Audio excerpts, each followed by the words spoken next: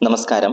Kannur university 4 year degree പ്രോഗ്രാമിന്റെ ഭാഗമായി 2ാം സെമസ്റ്ററിൽ പഠിക്കാനുള്ള പ്രവാസവും സാഹിത്യവും എന്ന മൈനർ പേപ്പറിൽ പഠിക്കാനുള്ള ഒരു പാഠഭാഗമാണ് ബെന്യാമിന്റെ ആടുജീവിതം എന്ന നോവലിലെ ആദ്യത്തെ 4 അധ്യായങ്ങൾ. അതിനെക്കുറിച്ചുള്ള വളരെ ചുരുക്കമായിട്ടുള്ള ഒരു ക്ലാസ് ആണ് നമ്മൾ ഇന്ന് എടുക്കുന്നത്. ഈ ക്ലാസ്സിലേക്ക് എല്ലാവർക്കും ഹൃദ്യമായിട്ടുള്ള സ്വാഗതം. നമുക്ക് ബെന്യാമിനെ കുറിച്ചും ആടുജീവിതം എന്ന നോവലിനെ കുറിച്ചൊക്കെ വളരെ നന്നായിട്ട് തന്നെ അറിയാം. കാരണം അടുത്തിടെ അതിനെക്കുറിച്ചുള്ള സിനിമയൊക്കെ ഇറങ്ങി. ആ നോവലും ഒത്തിരിയേറെ വായിക്കപ്പെട്ടിട്ടുള്ള ഒരു നോവലാണ്. മലയാളത്തിൽ ഒത്തിരി അധികമായിട്ട് വായിക്കപ്പെട്ടിട്ടുള്ള ഒരു നോവലാണ് ബെന്യാമിൻ. നമുക്കറിയാം, പുതിയ തലമുറയിലെ മലയാളത്തിലെ ചെറുകഥാകൃത്തും നോവലിസ്റ്റും എല്ലാമാണ്. അദ്ദേഹത്തിന്റെ ജീവിതം എടുത്തു കഴിയുമ്പോൾ നമുക്കറിയാം, അദ്ദേഹം ഒരു പ്രവാസ ജീവിതം നയിച്ച ഒരാളാണ്. ബഹ്റൈനിൽ ഒരു പ്രവാസ ജീവിതം നയിച്ച ആളാണ്. അദ്ദേഹത്തിന്റെ സ്വന്തം നാടെന്ന് പറയുന്നത് പത്തനംതിട്ട ജില്ലയിലെ കുളനട എന്ന സ്ഥലത്താണ്. അദ്ദേഹത്തിന്റെ യഥാർത്ഥത്തിലുള്ള പേര്, മുഴുവൻ പേരെന്ന് പറയുന്നത് ബെന്നി ഡാനിയൽ എന്നുള്ളതാണ്. അദ്ദേഹത്തിന്റെ ഒത്തിരിയേറെ കൃതികളുണ്ട്. പ്രധാനപ്പെട്ട ചില കൃതികൾക്ക് ഉദാഹരണമായിട്ട് നമ്മൾ പഠിക്കുമ്പോൾ ഓർത്തിരിക്കേണ്ടത് മഞ്ഞവെയിൽ മരങ്ങൾ, മുല്ലപ്പൂ നിറമുള്ള പകലുകൾ, ആടുജീവിതം തുടങ്ങിയ രചനകളൊക്കെയാണ്. അപ്പൊ ഇതൊക്കെ നമ്മൾ മനസ്സിൽ ഓർത്തു വെച്ചുകൊണ്ട് തന്നെ നമുക്ക് ഈ ആടുജീവിതം എന്ന ഈ നോവലിന്റെ ആദ്യത്തെ 4 അധ്യായങ്ങളിലേക്ക് നമുക്ക് പ്രവേശിക്കാം.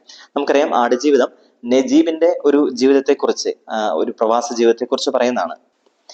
ഈ നോവലില് ആദ്യ അവസാനം എന്താണ് സംഭവിക്കുന്നത് എന്ന് വളരെ ഹ്രസ്വമായിട്ട് ഒരു ബാക്ക്ഗ്രൗണ്ട് പോലെ പറഞ്ഞു വെക്കുകയാണ് ആദ്യത്തെ 4 അധ്യായത്തിൽ. പിന്നീട് അതിനെക്കുറിച്ചുള്ള പൂർണ്ണമായിട്ടുള്ള വിവരണമാണ് ബാക്കിയുള്ള അധ്യായങ്ങളിൽ നമ്മൾ കാണുകയും ചെയ്യുന്നത്. ഈ 4 അധ്യായം വായിച്ചിട്ട് നമുക്ക് അവസാനത്തെ അധ്യായത്തിലേക്ക് പോകുമ്പോൾ നമുക്കത് നല്ല രീതിയിൽ കണക്ട് ചെയ്തെടുക്കാൻ വേണ്ടി പറ്റും. അപ്പൊ അതുകൊണ്ട് യൂണിവേഴ്സിറ്റി സിലബസ് അനുസരിച്ച് നമ്മൾ ഈ ആദ്യത്തെ 4 അധ്യായങ്ങൾ മാത്രമാണ് ചുരുക്കമായിട്ട് നമ്മൾ കാണുന്നത്.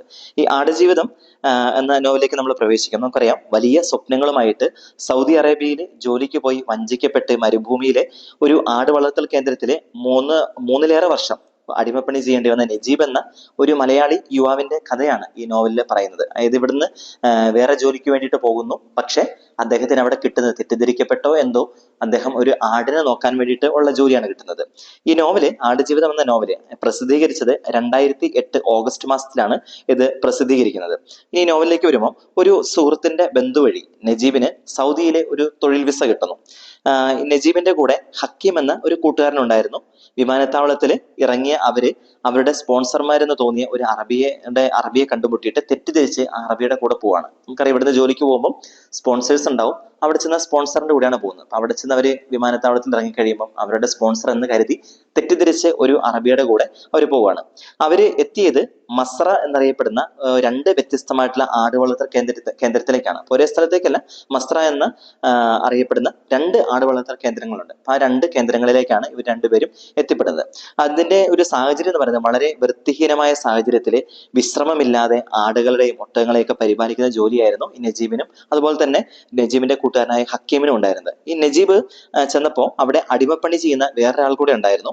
വർഷങ്ങൾ നീണ്ട അടിമപ്പണി കൊണ്ട് അയാളുടെ രൂപം എന്ന് പറയുന്നത് വളരെ ഭീകരമായിട്ടുള്ള രൂപമായിരുന്നു. താടിയും മുടിയൊക്കെ നീട്ടി വളരെ വിരൂപമായിട്ടുള്ള ഒരു ഭീകര രൂപമുള്ള ഒരു മനുഷ്യനായിട്ടാണ് നജീബിന് അദ്ദേഹത്തെ തോന്നിയത്. ഈ നജീബ് വന്ന് കുറച്ചുനാൾ കഴിഞ്ഞ് ആ മനുഷ്യനെ അവിടെ നിന്ന് കാണാതാവുകയും ചെയ്യുന്നുണ്ട്. അതുപോലെ താനും ഒരു നാള് രക്ഷപ്പെടുമെന്ന് നജീബ് തീരുമാനിക്കുകയാണ്. അതായത് ആ മനുഷ്യൻ അവിടെ നിന്ന് രക്ഷപ്പെട്ടതായിരിക്കാം, അതുപോലെ താനും അവിടെ നിന്ന് രക്ഷപ്പെടുമെന്ന് നജീബും കൂടെ തീരുമാനിക്കുകയാണ്.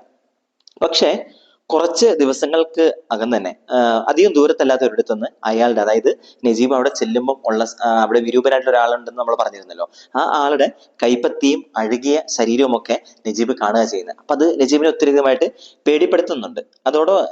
ഇത് കണ്ടതോടുകൂടി തന്നെ ആ മനുഷ്യന്റെ വിരൂപനായിട്ടുള്ള ആ ഒരു മനുഷ്യന്റെ കൈപ്പത്തിയും ജീർണിച്ച ശരീരവും കണ്ടതോടുകൂടി തന്നെ അവിടുന്ന് രക്ഷപ്പെടാനുള്ള എല്ലാ മാർഗങ്ങളും നജീബ് ഉപേക്ഷിക്കുകയാണ്. കാരണം രക്ഷപ്പെടാൻ ശ്രമിച്ചു കഴിഞ്ഞാൽ ഒരുപക്ഷെ തന്റെ സ്ഥിതിയും ഇങ്ങനെ ആയിരിക്കാം എന്ന് നജീബ് കരുതുകയാണ്. തുടർന്ന് അവിടെ മസ്രയിലെ എല്ലാ ജോലികളും നജീബ് ഒറ്റയ്ക്ക് ചെയ്യേണ്ടി വരുന്നു. അപ്പൊ അതുവരെ മറ്റേ ആ വ്യക്തിയും കൂടി ഉണ്ടായിരുന്നു. അദ്ദേഹം പോയതോടുകൂടെ തന്നെ നജീബിന്റെ ചുമലിലേക്ക് അവിടെയുള്ള എല്ലാ ജോലികളും വന്നു ചേരുകയാണ്. നജീബിന് കിട്ടിയിരുന്ന ഭക്ഷണം എന്നത് ഈ പച്ചപ്പാല്, കുബൂസ്, ഇതൊക്കെ ചുരുങ്ങിയ അളവിലായിരുന്നു പാലൊക്കെ കിട്ടിയിരുന്നത്. ആ നല്ല ഭക്ഷണമൊന്നും അദ്ദേഹത്തിന് അവിടെ കിട്ടിയിരുന്നില്ല. കുടിക്കാൻ വേണ്ടി ആവശ്യത്തിന് വെള്ളമില്ല, കിടക്കാൻ കിടക്കയോ മുറിയോ മാറാൻ വസ്ത്രമോ ഒന്നും അദ്ദേഹത്തിന് ലഭിച്ചിരുന്നില്ല. കുളിക്കുന്നതിന് മറ്റും യാതൊരു സാഹചര്യം അവിടെ ഇല്ലായിരുന്നു. അങ്ങനെ വളരെ വൃത്തിഹീനമായിട്ടൊരു സാഹചര്യത്തിൽ തന്നെയാണ് നജീബിന് അവിടെ ജീവിക്കേണ്ടി വന്നത്. ഈ നജീബിന്റെ കൂടെ വന്ന ഹക്കീമിനും തൊട്ടടുത്തുള്ള ഒരു മസ്രയിൽ ഇതേപോലെ തന്നെ കഠിന ജീവിതം തന്നെയായിരുന്നു കാത്തിരിക്കുകയും ചെയ്തിരുന്നത്. വല്ലപ്പോഴും ഈ നജീബ് ഹക്കീമിനെ കാണുന്ന സാഹചര്യങ്ങൾ കാര്യങ്ങളൊക്കെ ഉണ്ടായിരുന്നു. പക്ഷെ അത് അർബാബിന് ഇഷ്ടമില്ലായിരുന്നു. ഇവര് നജീബും ഹക്കീമും തമ്മിൽ കണ്ടുമുട്ടുന്നത് ഈ അർബാബിന് ഇഷ്ടമില്ലായിരുന്നു. രണ്ടുപേരും ചേർന്ന് മസ്ര വിട്ടു പോകുമോ എന്നതായിരുന്നു ഈ അർബാബിനുള്ള സംശയം. കാരണം ഒരേ നാട്ടിൽ നിന്ന് വന്നവരാണ്, ഒരുമിച്ച് വന്നവരാണ്, അവർ പ്ലാൻ ചെയ്ത് ഇവിടുന്ന് രക്ഷപ്പെടുമോ എന്നുള്ളൊരു ഭയം ഈ അർബാബിനുണ്ടായിരുന്നു. അതുകൊണ്ട് അവര് രണ്ടുപേരും കണ്ടുമുട്ടുന്ന ദിവസങ്ങളിൽ നജീബിന് ഈ അർബാബിന്റെ അടുത്ത് നിന്ന് ക്രൂരമായിട്ടുള്ള മർദ്ദനവും കൂടെ കിട്ടുന്നുണ്ടായിരുന്നു എന്ന് ഇവിടെ ഈ അധ്യായങ്ങളിൽ എഴുതി വെക്കുന്നുണ്ട്. ഇങ്ങനെ ഈ ഏകാന്തതയിൽ ജീവിച്ച നജീബ് ആടുകൾക്ക് നാട്ടിലെ ബന്ധുക്കളുടെയും മറ്റാളുകളുടെയൊക്കെ പേരുകൾ നൽകി സംസാരിച്ചുകൊണ്ടാണ് ആശ്വാസം തേടിയത്. അതായത് നജീബിനെ സംസാരിക്കാൻ വേണ്ടിയിട്ട് ആരുമില്ല, നാട്ടിലെ ബന്ധുക്കളോടോ സ്വന്തം വീട്ടുകാരോടോ ഒന്നും ആശയവിനിമയം നടത്താനുള്ള ഒരു ഉപാധികളും ഇല്ലായിരുന്നു. അതുകൊണ്ട് തന്നെ നജീബ് താൻ പരിപാലിക്കുന്ന ആടുകൾ ഓരോ ആടുകൾക്കും തന്റെ വീട്ടിലെ നാട്ടിലെയും ഒക്കെ ആളുകളെ പേര് കൊടുത്തുകൊണ്ട് അവരോട് ഈ ആടുകളോട് സംസാരിക്കുകയാണ്. തന്റെ ബന്ധുജനങ്ങളോടും മിത്രങ്ങളോടൊക്കെ സംസാരിക്കുന്ന രീതിയിൽ ആ ആടുകളോടൊക്കെ നജീബ് സംസാരിക്കുകയാണ്. ഇങ്ങനെ ഈ കാലം മുന്നോട്ട് പോയിക്കൊണ്ടിരിക്കുകയാണ്. ഇപ്പൊ ഇതിന്റെ ഇടയിൽ ഈ ഹക്കീം ജോലി ചെയ്യുന്ന മസ്രയില് ഇബ്രാഹിം ഖാദരി എന്ന ഒരു സൊമാലിയക്കാരൻ കൂടെ ജോലിക്കായി വരികയാണ്. അപ്പോൾ ഈ ഹക്കീം വേറൊരു മസ്രയിലാണ് ജോലി ചെയ്യുന്നത്. അവിടെ ഇബ്രാഹിം ഖാദരി എന്ന ഒരു സൊമാലിയക്കാരൻ കൂടെ അവിടെ ജോലിക്ക് വരികയാണ്. ഈ ഹക്കീമും ഖാദരിയും നജീബും അവിടെ നിന്ന് ഒളിച്ചോടാൻ വേണ്ടിയിട്ട് പതിയെ അവസരം അന്വേഷിച്ചുകൊണ്ടിരിക്കുകയാണ്. എങ്ങനെയെങ്കിലും അവിടെ നിന്ന് രക്ഷപ്പെടണം. കാരണം കഠിനമായിട്ടുള്ള ജീവിതമാണ്. അതുകൊണ്ട് ഇവർ മൂന്നുപേരും കൂടെ പ്ലാൻ ചെയ്യുകയാണ് എങ്ങനെയെങ്കിലും അവിടെ നിന്ന് രക്ഷപ്പെടണമെന്ന്. അങ്ങനെ അവര് തങ്ങളുടെ മുതലാളിമാര് ഒരു ദിവസം ഒരു വിവാഹത്തിൽ സംബന്ധിക്കാൻ പോയ അവസരം ഉപയോഗിച്ചുകൊണ്ട് അവര് അവിടെ നിന്ന് ഒളിച്ചോടുകയാണ്. അവര് പ്ലാൻ ചെയ്ത പ്രകാരം അവിടുന്ന് മൂന്നുപേരും കൊണ്ട് രക്ഷപ്പെട്ടു പോവാണ്. അങ്ങനെ മരുഭൂമിയിൽ ദിവസങ്ങൾ നീണ്ട പലായനത്തില് അവർക്ക് ദിശ നഷ്ടപ്പെടുക, എങ്ങോട്ടാ പോകേണ്ടതെന്ന് യാതൊരു ഐഡിയ ഇല്ല. അങ്ങനെ ദിശ നഷ്ടപ്പെട്ടു. ഇങ്ങനെ ദിവസങ്ങളോളം അവര് അലഞ്ഞു തിരിയാണ്. വിശപ്പും ദാഹവും കൊണ്ട് വരഞ്ഞു. കാരണം മരുഭൂമിയാണ്, ഒന്നും കഴിക്കാൻ ഒന്നും കയ്യിലില്ല, കുടിക്കാൻ വെള്ളവും ഒന്നുമില്ല. ഇങ്ങനെ ഈ യാത്രക്കിടയിൽ ദാഹം സഹിക്കാൻ വയ്യാതെ ഹക്കീം അവിടെ മരുഭൂമിയിൽ മരിച്ചു വീഴാണ്. നജീബും ഈ ഇബ്രാഹിം ഖാദരിയും പിന്നെയും അവിടെ നിന്ന് യാത്ര തുടരുകയാണ്. ഒടുവില് ഒരു മരുപ്പച്ച കണ്ടെത്തി അവിടെ നിന്ന് ദാഹം തീർത്തിട്ട് അവർ യാത്ര തുടരുന്നു. അങ്ങനെ ഒടുവിൽ ഒരു ഹൈവേയിൽ നജീബ് എത്തി. അപ്പോഴേക്കും ഈ ഇബ്രാഹിം ഖാദരിയെ കാണാതാവുകയാണ്. അപ്പൊ ഇവരിങ്ങനെ പകലിങ്ങനെ യാത്ര ചെയ്യുന്നു, നടന്ന് എങ്ങനെയെങ്കിലും എവിടേക്ക് എത്താൻ വേണ്ടി യാത്ര ചെയ്യാണ്. ഇതിനിടയിൽ ഇബ്രാഹിം ഖാദരിയെ കാണാതാവുന്നു. അങ്ങനെ നജീബ് ഒരു ഹൈവേയുടെ അരികിലേക്ക് എത്തുകയാണ്. ഈ ഹൈവേയിൽ നിന്നും ഒരു അറബി നജീബിനെ തന്റെ കാറിൽ കയറ്റി അടുത്ത പട്ടണമായിട്ടുള്ള റിയാദിലെ ബത്ഖയിൽ എത്തിക്കുകയാണ്. അപ്പൊ എങ്ങനെയെങ്കിലുമൊക്കെ രക്ഷപ്പെടുത്തി അങ്ങനെ കൊണ്ടുപോയി അവിടെ വിടാണ്. അവിടെ കുഞ്ഞിക്ക എന്നൊരാളെ ഈ നജീബ് കാണുകയും അവിടെ കുറച്ച് നാൾ ഈ കുഞ്ഞിക്കയുടെ കൂടെ കുറെ നാള് നജീബ് അവിടെ കഴിച്ചു കൂട്ടുകയും ചെയ്യാണ്. ആ സമയത്താണ് ഹമീദ് എന്നൊരാൾ അവിടെ എത്തുന്നു. അദ്ദേഹവും ഒരു അറബിയുടെ തോട്ടത്തിലെ ജോലിക്കാരനായിരുന്നു. ഇങ്ങനെ ഈ നജീബിന് സംഭവിച്ച പോലെ തന്നെ ക്രൂര മർദ്ദനങ്ങളൊക്കെ ഏറ്റുവാങ്ങിയിട്ട് അങ്ങനെ തീരെ സഹിക്കവയ്യാതെ അവിടെ ജോലി ചെയ്യേണ്ടി വന്ന, സഹിക്കാനാവാതെ ജോലി ചെയ്യേണ്ടി വന്ന ഒരു വ്യക്തിയാണ് ഈ ഹമീദ്. അങ്ങനെ ഹമീദും ഈ കുഞ്ഞിക്കയുടെ അടുക്കലേക്ക് എത്തിച്ചേരുകയാണ്. അങ്ങനെ അവിടെ നിന്നും ഈ കുഞ്ഞിക്കയുടെ നിർദ്ദേശപ്രകാരം ഈ ഹമീദും നജീബും പോലീസിന് പിടികൊടുക്കുകയാണ്. കാരണം പോലീസിന് പിടികൊടുത്തെങ്കിൽ മാത്രമേ ഇവർക്ക് എങ്ങനെയെങ്കിലും ഇളവ് ലഭിച്ച് നാട്ടിലേക്ക് എത്തിച്ചേരാൻ വേണ്ടി പറ്റുകയുള്ളൂ. അങ്ങനെ ഈ നജീബും ഹമീദും കൂടെ പോലീസിന് പിടികൊടുക്കാനും അങ്ങനെ എങ്ങനെയെങ്കിലുമൊക്കെ നാട്ടിലെത്താൻ വേണ്ടിയിട്ട് അവർ തീരുമാനിക്കുകയാണ്. അങ്ങനെ അവർ പോലീസിന് പിടികൊടുക്കാൻ വേണ്ടിയിട്ട് അവർ പലവിധ കാര്യങ്ങൾ ചെയ്യുന്നുണ്ട്. അതായത് പോലീസ് സ്റ്റേഷന് മുമ്പിൽ വന്ന് നിൽക്കുന്നുണ്ട്, ഇങ്ങനെ പോലീസുകാരന്റെ കാല് തട്ടി വീഴിക്കുന്ന പോലെയൊക്കെ പല പല കാര്യങ്ങൾ ചെയ്യുന്നതായിട്ട് നമുക്ക് നോവലിൽ വായിക്കാൻ വേണ്ടി പറ്റും. പക്ഷെ ഒരു തരത്തിലും ഇവരെ പോലീസ് പിടികൂടുന്നില്ല. പോലീസിന്റെ കാലിലൊക്കെ തട്ടുമ്പോൾ പോലീസുകാരൻ ഇവരോട് ക്ഷമ പറയുന്ന രീതിയിലേക്കാണ് പെരുമാറുന്നത്. ഒരു തരത്തിലും ഇവരെ പോലീസ് പിടികൂടുന്നേയില്ല.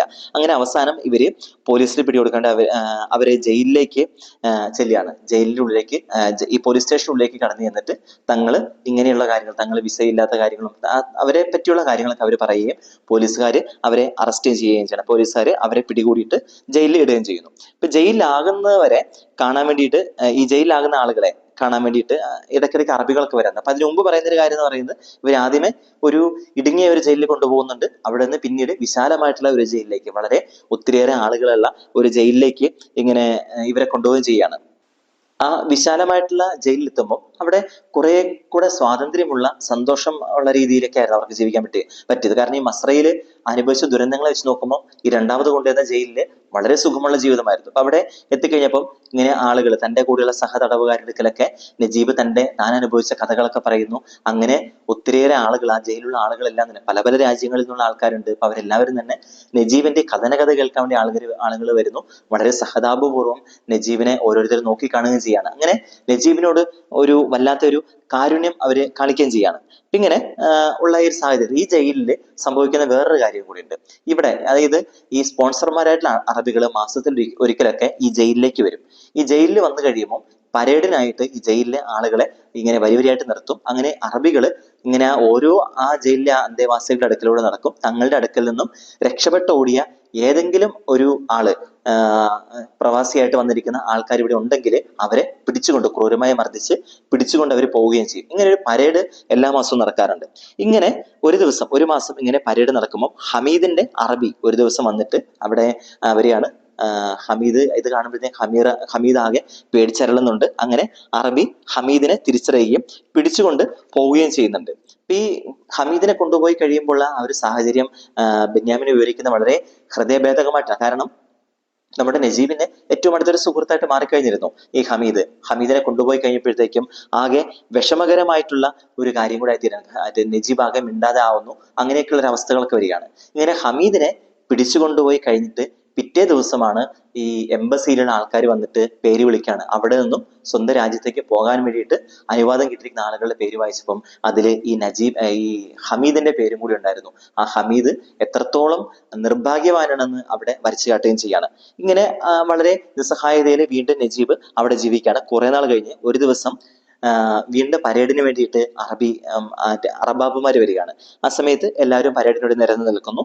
അപ്പോൾ ഇങ്ങനെ അഹബാബ് ഇങ്ങനെ വരുന്ന സമയത്ത് അതുവരെ ആയപ്പോഴേക്കും നജീബിന് പേടിയൊന്നുമില്ല. കാരണം 2-3 മാസം കഴിഞ്ഞാൽ തന്നെ ആരും അന്വേഷിച്ച് വരികയല്ല എന്ന ഒരു വിശ്വാസം നജീബിന്റെ ഉള്ളിലുണ്ടായിരുന്നു. അതുകൊണ്ട് ആര് വന്നാലും തനിക്ക് കുഴപ്പമില്ല എന്ന് വിചാരിച്ച് നിൽക്കുമ്പോഴാണ് അന്ന് പരേഡിന് വന്ന അറബാബ് ഈ നജീബിന്റെ അറബാബായിരുന്നു. നജീബ് ജോലി ചെയ്യുന്ന മസ്രയിലെ അറബാബായിരുന്നു. അങ്ങനെ ഇതോടെ തന്റെ ജീവിതം തീർന്നു എന്ന് കരുതി കരഞ്ഞുകൊണ്ട് നജീബ് അവിടെ നിൽക്കുകയാണ്. പക്ഷെ കുറച്ച് കഴിയുമ്പോഴേക്കും നജീബ് വീണ്ടും ശക്തി വീണ്ടെടുത്ത് ഒരു ഭാവഭേദവും ഇല്ലാതെ നിൽക്കുന്നു. അങ്ങനെ ആ അറബാബ് അവിടെ വന്ന് നജീബിന്റെ അടുക്കൽ നിന്ന് കുറെ നേരം മുഖത്തേക്ക് നോക്കി നിൽക്കുകയും പതിയെ പുറത്തു തട്ടിയിട്ട് ഈ അറബാബ് മുന്നോട്ട് പോവുകയും ചെയ്യാണ്. അങ്ങനെ നജീബ് അവിടെ നിന്നും ആ അറബാബിന്റെ പിടിയിലാകാതെ ആവുകയും പിന്നീട് ഈ എംബസിയിലെ ആളുകൾ വന്ന് നജീബിനെ ഉള്ള കുറി വീണു. അതായത് നജീബിനെ സ്വന്തം നാട്ടിലേക്ക് പോകാൻ അനുവാദം കിട്ടിയെന്ന് പറഞ്ഞുകൊണ്ട് നജീബിനെ അവിടെ നിന്ന് രക്ഷപ്പെട്ട് സ്വന്തം നാട്ടിലേക്ക് പോവുകയും ചെയ്യാണ്. ഇതാണ് നമുക്ക് പഠിക്കാനുള്ള ഈ ബെന്യാമിന്റെ ആടുജീവിതം എന്ന നോവലിലെ ആദ്യത്തെ 4 അധ്യായങ്ങളുടെ ചുരുക്കം എന്ന് പറയുന്നത്. ഇതോടൊപ്പം തന്നെ ഈ ചുരുക്കമായിട്ട് ഇത് കേട്ടതോടൊപ്പം തന്നെ നിങ്ങൾ നന്നായിട്ട് ഈ നോവൽ മുഴുവനായിട്ട് വായിക്കുക. അതോടൊപ്പം തന്നെ പ്രത്യേകമായിട്ടും ഈ നോവലിലെ ആദ്യത്തെ 4 അധ്യായങ്ങൾ വായിക്കുകയും ചെയ്യുക. എല്ലാവർക്കും എല്ലാവിധ ആശംസകളും നേരുന്നു. നന്ദി, നമസ്കാരം.